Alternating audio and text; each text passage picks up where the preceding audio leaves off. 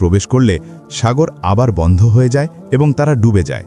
আল্লাহ বলেন, আজ আমরা তোমার দেহ সংরক্ষণ করব যাতে তুমি পরবর্তীদের জন্য নিদর্শন হও। সূরা ইউনুসের 92। পরে মুসা আলাইহিসসালাম আবার তুর পাহাড়ে আহ্বান পান এবং সেখানে তিনি ওহী লাভ করেন। আল্লাহ তাকে তাওরাত দান করেন। কিন্তু মুসা আলাইহিসসালাম পাহাড়ে অবস্থানকালে তার অনুপস্থিতিতে সামিরী নামের এক ব্যক্তি মানুষদের অলঙ্কার গলিয়ে একটি সোনার বাছুর তৈরি করে এবং তাতে মূর্তি পূজা শুরু হয়। মুসা আলাইহিসসালাম ফিরে এসে এই দৃশ্য দেখে প্রচণ্ড ক্রুদ্ধ হন। তিনি আল্লাহর কাছে দোয়া করেন।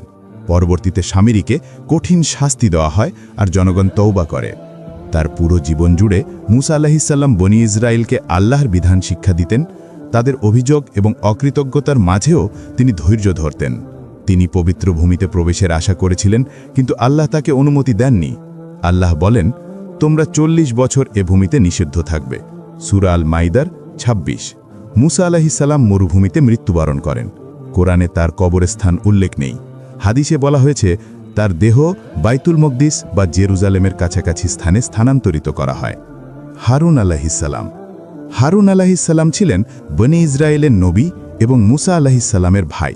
তিনি কোমল হৃদয়ের অধিকারী ছিলেন, বক্তৃতায় দক্ষ এবং বিষয়গুলো ব্যাখ্যা করতেন মুসা আলাইহিসসালামের চেয়েও সাবলীলভাবে।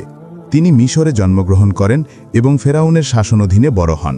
যখন মুসা আলাইহিসসালাম নবুয়ত লাভ করেন, হারুন আলাইহিসসালামকেও নবী হিসেবে মনোনীত করা হয়।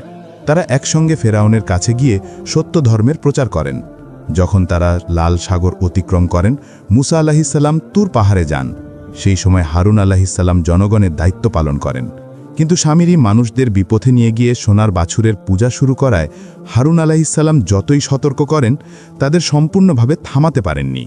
হারুন আলাইহিসসালাম দীর্ঘ সময় মরুভূমিতে তার জাতির সঙ্গে অবস্থান করেন এবং মুসা আলাইহিসসালামের আগেই মৃত্যুবরণ করেন। বলা হয় তার কবর জাবাল হারুন নামক পাহাড়ে অবস্থিত।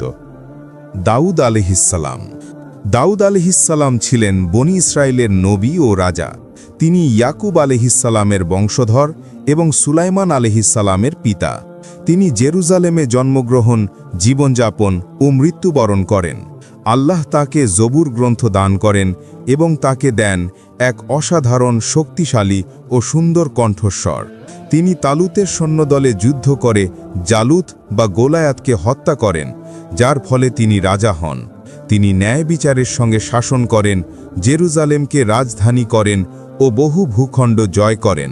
তার অন্যতম অলৌকিক ক্ষমতা ছিল আগুন ছাড়াই লোহা নরম করা। তিনি দিনে রোজা রাখতেন, রাতে ইবাদত করতেন।